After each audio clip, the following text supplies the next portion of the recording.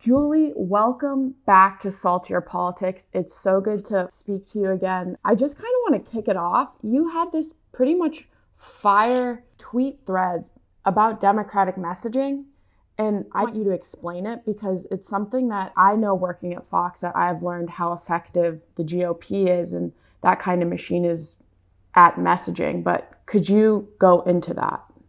So I've been really salty the last few days, which is interesting considering the name of this podcast, but I've been very salty about this because it's so apparent to me that the Democratic Party is being out-messaged, in some cases outmaneuvered for generations. I mean, let's go back to the fact, and this really all began with Roe versus Wade potentially being overturned, but even prior to that, you and I have had these discussions offline, and I'm at the point now where I'm kind of ready to explode about it. Roe versus Wade is about to be overturned, despite the fact that a majority of the people in this country don't want it to be, and despite the fact that the majority of the people in this country did not vote for presidents who appointed the justices who are about to overturn it. And so this diatribe I'm about to go on is actually not about abortion. It's about just how good the Republicans are, or I should say just how bad the Democrats are at creating an ecosystem that would have prevented this from happening. You know, Roe versus Wade is exactly the same age as I am. It was decided in 1973, which is when I was born. So it's almost 50 years old. And for the last 50 years, Republicans have done incredible work to get to this point. First and foremost, the Federalist Society, which is an organization that basically vets conservative judges and puts them on all sorts of benches, right? From state benches, state courts, to federal courts, to ultimately the Supreme Court, began to vet these judges to ensure that one day something like this could happen, that they would effectively take over the Supreme Court and rule in a way that really is very much in line with the political thinking of the Federalist Society and in line with the thinking of the Republican Party. Democrats don't have a Federalist Society. We just don't. I'm a little bit involved and have been just because I've worked for senators on and off for so long in how judges get picked and federal judges get picked. And there's not really a governing philosophy to it, from what I can tell on the Democratic side. Whereas Republicans have a governing philosophy, and they've been very clear about what that philosophy is for the last 2 generations. And then you take something like GOPAC, which was first launched by Newt Gingrich back in the 90s, if not earlier. But GOPAC exists today, still run by my old friend David Avila, who basically runs GOPAC to ensure that there are state legislatures that become Republican and state legislators who get elected, who have a certain governing philosophy. Their job is to effectively elect as many Republicans at the state level as possible, the legislative level. Those legislatures, in turn, have a tremendous amount of influence in drawing congressional districts, which allow them to gerrymander districts in states that might necessarily not be Republican, except that they've drawn congressional districts that are outsized Republican compared to what the population there would like to see as a whole. They are on the cusp of electing legislators who in the next election may potentially overturn the will of the voters in some of their own states, the way Donald Trump demanded they do 2 years ago. And there's no GOPAC on the Democratic side. There's something called the Democratic Leadership Campaign Committee. I've run caucus campaigns in the past, and I can tell you they don't really have much to do with electing people at the state level, at the legislative level, the way GOPAC does. When did the Democrats start becoming so weak or so bad at this, or did they take something for granted that the Republicans did not? I don't think the Democrats have the first clue as to what's been going on. And I don't know who the Democrats are, right? Like there's amorphous to the Democrats. It's not like the Democrats get on a conference call every day and decide what they're going to do with their lives. I mean, I wish they kind of did, but they don't. And then you add to that the fact that, I was watching Rachel Maddow a couple of nights ago, and I was just shaking my head and I'm thinking, who is this show for? It is for people who want to feel like they're quote unquote smart, right? You want to be the smartest person in the room. Oh, well, let me listen to what Rachel Maddow said. But the reality is it takes her about 40 minutes to get to her point. The point is inevitably about Donald Trump, who, by the way, is not on the ballot this year.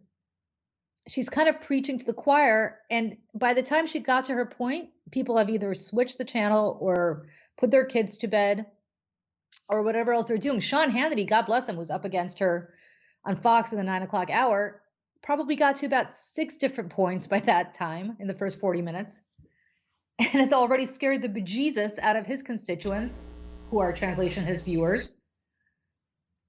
So much so that those people can't wait to get fired up and go vote. And can I note that having worked at both MSNBC and Fox, like even the graphics for Fox, not only does he make 6 points, but also he puts them very clearly on screen so the average viewer can simply regurgitate them. Yeah, exactly right. You don't need to have a maze to get to his point.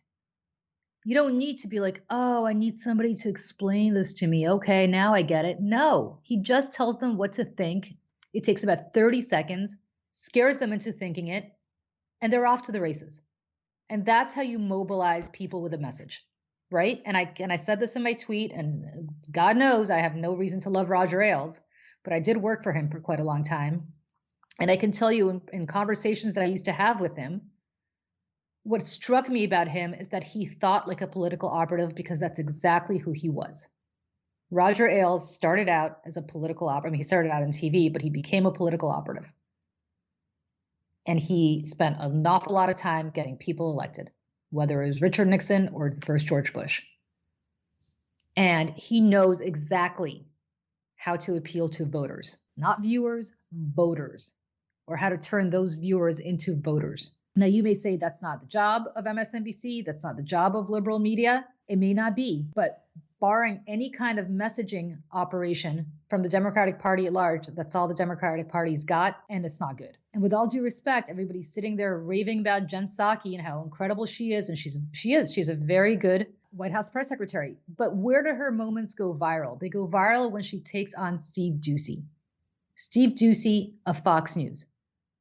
Who does that help? It helps Steve Doocy. Does that help one Democrat think about, okay, I'm watching this very viral moment from the White House podium, and now I'm going to go vote because somehow the White House has made it clear to me how my life is going to improve because of the policies they're espousing? No. They're watching her take on Peter Doocy, and they're saying, okay, all right, whatever. She showed him, great. Or he showed her, great. Who cares? Constantly reactive, consistently playing defense, always letting others set the terms of the debate, constantly showing that you're the smartest person in the room. No, exactly. And the whole thing is it's playing to like the Democratic policy wonks. Like you and I, who will watch the news all the time and be like, oh, this is fun to watch. But that's it. My friends who have jobs in the city who are very smart people, they're not like, oh, let me click on Mediaite to watch Jen Psaki's back and forth with Peter Doocy. The only people who are doing this are news people or like really like political wonks. People might turn on Rachel Maddow, and I don't mean to signal her out. It's actually the whole infrastructure, because they want to feel smarter about something. They want to learn something. People turn on Sean Hannity or Tucker Carlson to get mobilized, to get energized, to get scared enough where they feel like if they don't vote, something really bad's going to happen to them. And I don't see that happening. I don't know what the message is coming from this White House. All I heard about is some almost $1 trillion infrastructure plan, but they never, ever, ever talk about the fact that, I don't know, I'm going to make this up, Susan Wild, right? Who's an endangered congresswoman in Eastern Pennsylvania. Instead of talking about how there's a multi-billion dollar infrastructure plan where people's head is about to explode because all they can think about is how much government is spending, why not say, hey, in her district, in Congresswoman Wild's district, you know that road in Hellertown, Pennsylvania, that's been destroyed for the last 10 years and you've blown I don't know how many tires riding over it? And I'm completely making this up because I have no idea if such a road exists in Hellertown, Pennsylvania. But you know that road, thanks to the money that she's bringing back, that road is going to be paved. You know that traffic that you're sitting on Route 78 trying to get to work in Allentown every day? We're going to expand that road. And in fact, I don't know if they are, but hypothetically, we're going to expand that road So you don't have to sit in traffic anymore. So you can get home to see your kids play Little League, or you can get home to make dinner for your family, or you can get to work on time. Why don't we communicate with people and meet them where they are? They just want their lives to be made a little easier. Why are we always talking about these quote unquote big ideas? To show that we're Rhodes Scholars, to show that we went to Harvard. Who cares? Completely agree. And also the GOP machine knows how to say why you should be scared. But if the Democrats could just very simply say in kind of the same way how we can help you or what we can do, I mean, that could make all the difference. I got to tell you, I sat in a few focus groups a few months ago with some of them were with actual primary Democratic voters. There's no woke thought to any of them. These are not people who, by and large, are like sitting there thinking about woke things. By the way, they're not people who are sitting there worried about Donald Trump either. You know what they're worried about? They want to make sure their kid can afford to go to college. They want to make sure that they don't have to, as I said earlier, swap out their tires in order to get to work every couple months because there are potholes that they go out over all the time. Who is setting what? And by the way, it's not that I think the Democratic Party is potentially that woke as a whole. In fact, I don't think it is. It's that the reason people think it is because we're letting the other side determine what the message is, and we're reacting to it, where Joe Biden has to stand up there at the State of the Union and say repeatedly, I don't want to defund the police. Well, who the hell thinks he does want to defund the police? You know why he has to react to that? Because the other side has out-messaged him. And now he has to play defense. Does anybody on earth really think that Joe Biden wants to defund the police? Is there any part of Joe Biden's history that made anybody think he's somehow this woke guy who wants to defund the police? No. But he has to spend precious time and resources playing defense consistently against a minority party who does not represent the view of the majority of this country, as evidenced by the fact that they haven't won plurality of the vote or majority of the vote, the popular vote, in I don't know how long, since George Bush in 2004. But they're constantly getting out messaged, constantly playing defense.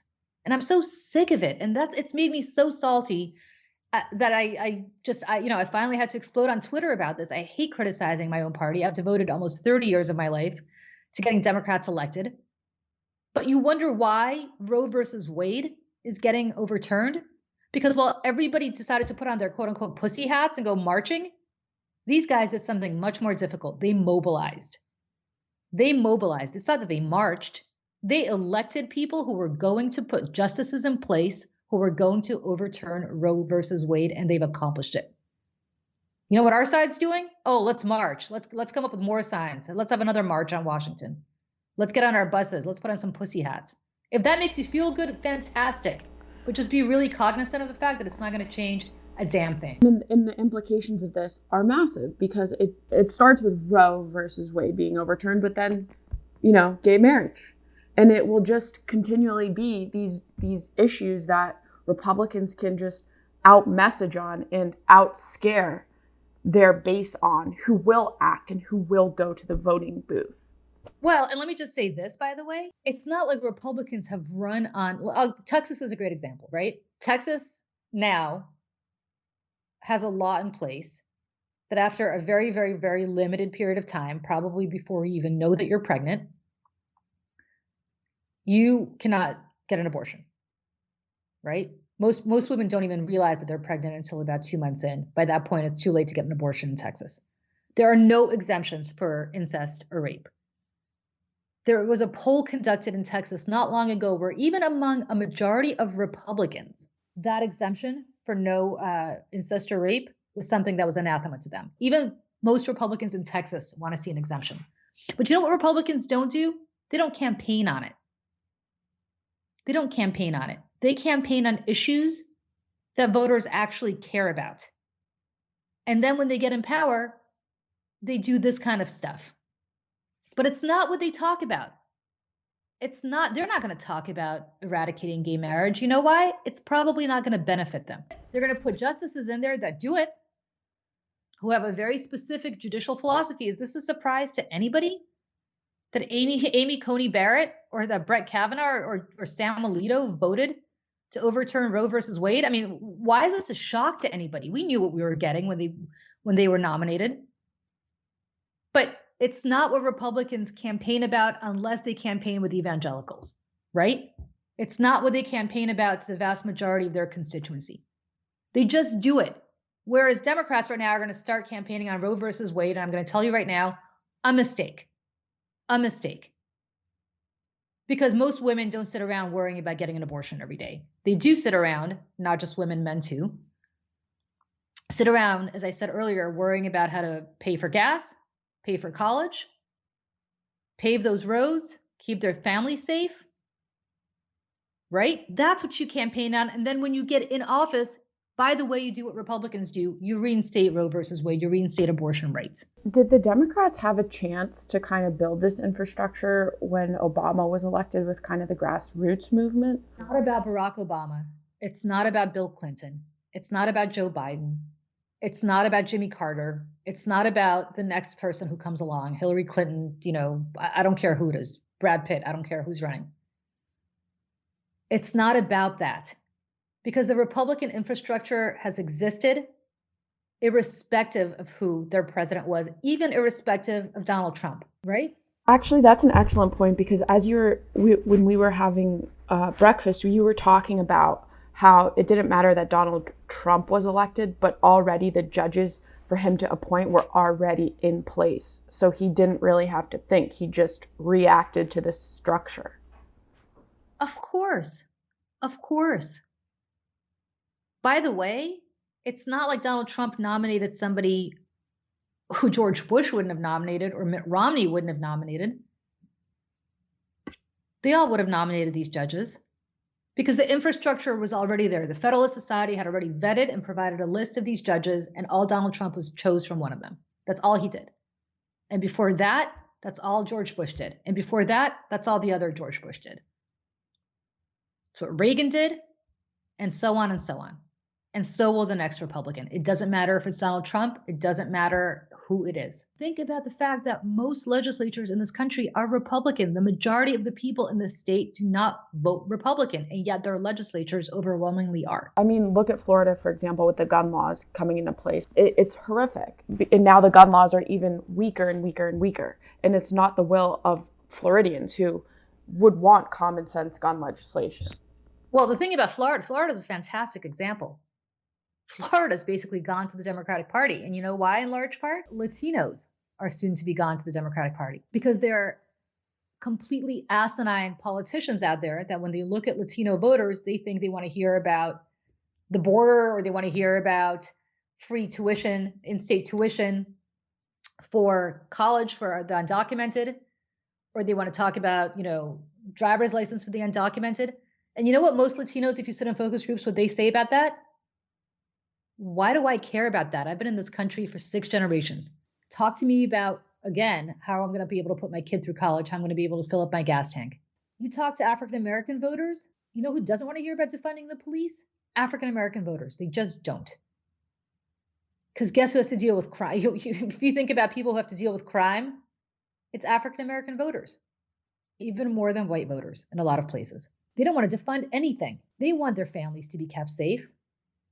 So what are we talking about? Why are we constantly pigeonholing people based on their ethnicity or based on their race or based on anything else? And because you're overlooking the nuances too, because like, for example, a lot of different Hispanic communities don't want to talk about immigration. That's not their first concern.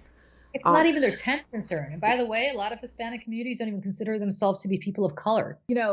Think about what you're saying to people. And you look at the Democratic Party. Is there, for example, as much money within the Democratic machine as there is in the Republican machine to kind of get all of these people elected and to get them pushed forward? Of course there is, but nobody's harnessing it.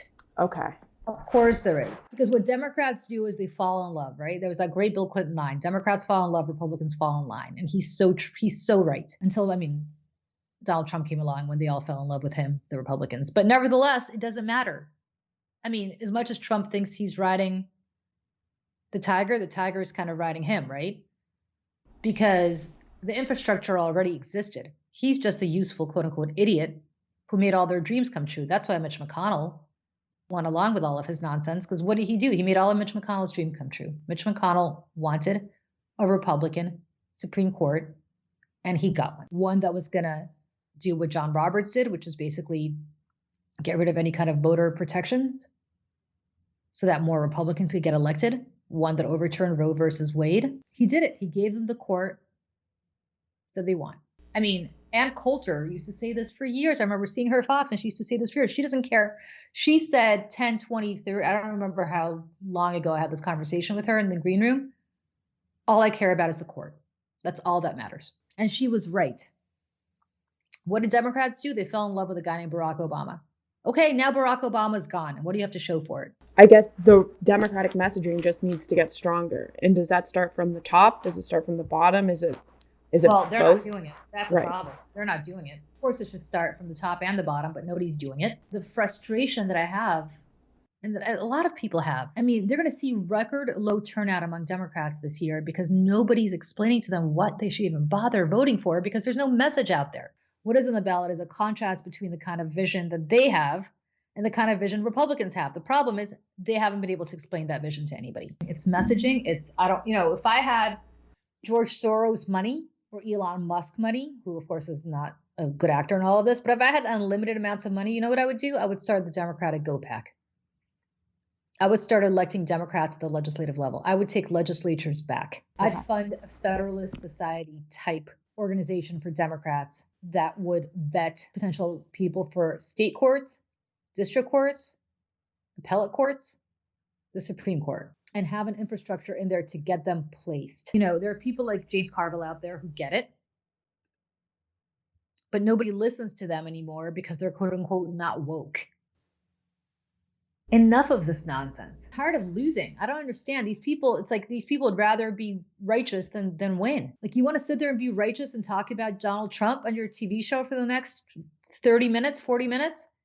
Great, congratulations. Oh, you're so smart. You put all these things together. Wow, let's go back to the 19th century and discuss how that, how decisions then got us to this place. Because then in turn, then you can, just like the Republicans are doing, these horrible social issues, whether it be abortion or soon to probably be gay rights, you can then on the other side of the coin for the Democrats, then you can move the woke issues forward by getting that infrastructure and getting those judges in place. I don't even think anybody wants woke stuff. Like, I don't even know what woke is. It's another term that I think Republicans have turned against Democrats, but nobody's gonna defund the police. They don't want to. I guess just shift funding towards, after school programs or different educational programs as opposed to just things that people actually support. But the problem is that we're going to sit around and people are getting ready to march as we speak. And that's great. But if there's only 24 hours in a day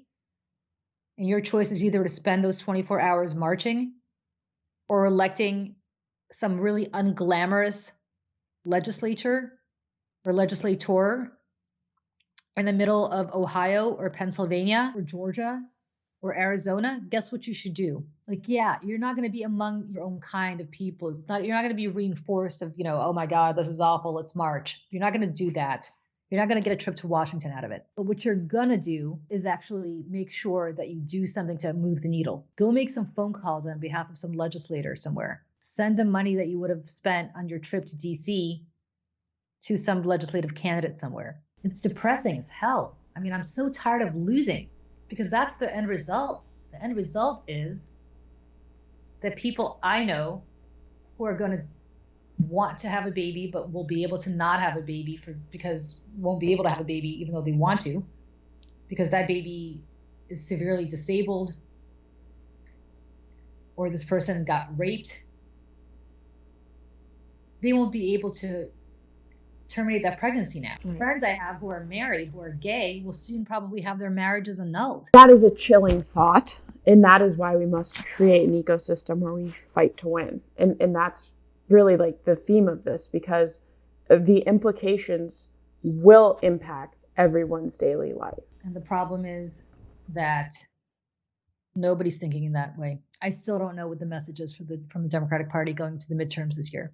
Republicans are going to take away your rights to an abortion. Okay, well, most people don't sit around worrying about those rights on a daily basis. Republicans are going to take away the rights of your gay friends to get married. Okay, well, my marriage is still solid, so who cares? Right? Like things like that are not going to appeal to voters. I mean, social issues don't work. And all Republicans do is use them to detract from the really horrific implications of their policies, right? There's a reason why they'd rather talk about trans athletes than they do about anything else. They want to distract. Look at the shiny object over here. One day your child may be competing in the Olympics against somebody who identifies as a woman, but we think really is a man. How many people really believe their children are going to be competing against somebody in the Olympics at all, never mind against a person like that? But it's what they use to scare and to detract and to say your life is changing, your way of life is changing, everything you knew to be quote unquote normal is changing.